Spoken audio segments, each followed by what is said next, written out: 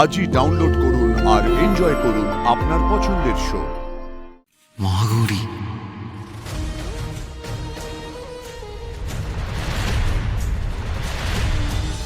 Hello, Mahagauri, আমি সাক্ষ্যজিৎ বলছি। লোকটা কি টেলিপ্যাথি জানে নাকি? এর কথাই ভাবছিলাম, আরে নিজেই ফোন করলো।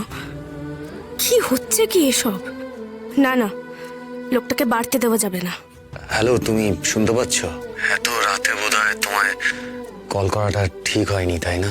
হ্যাঁ, সে তো ঠিক হয়নি। আর আপনি আমার নাম্বারও জোগাড় করে ফেলেছেন।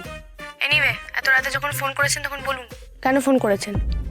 আবার নিশ্চয়ই কাউকে মেরে ধরে তার টিপ দিতে ফোন করেছেন।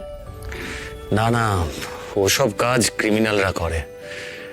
আমি তো বললামই, অকারণে আমি মারদাঙ্গা করি না।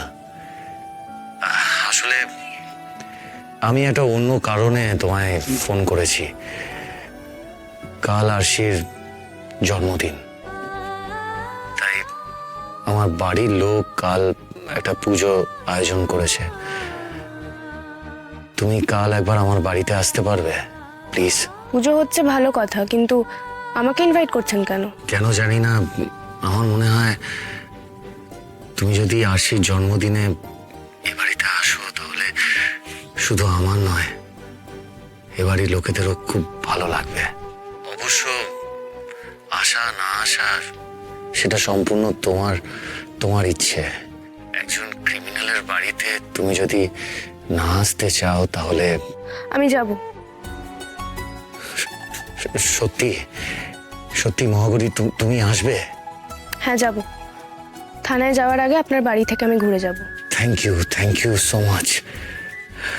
তুমি জানো না, তুমি কাল আমার বাড়িতে আসবে বলাতে আমার কতটা ভালো লাগছে। আমি খুব খুশি। আমি তোমাকে এক্ষুনি আমার বাড়ির অ্যাড্রেসটা পাঠিয়ে দিচ্ছি।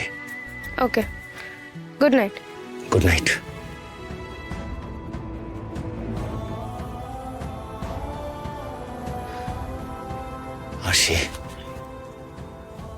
আসি মহাগৌরী কাল আমাদের বাড়িতে আসবে।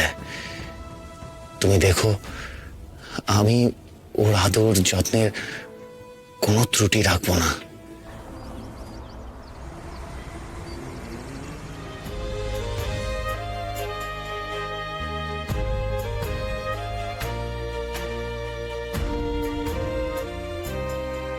আজ তোমার পছন্দের খাবারগুলো রান্না করা হয়েছে আরশি, অথচ সেগুলো খাওয়ার জন্য তুমিই নেই।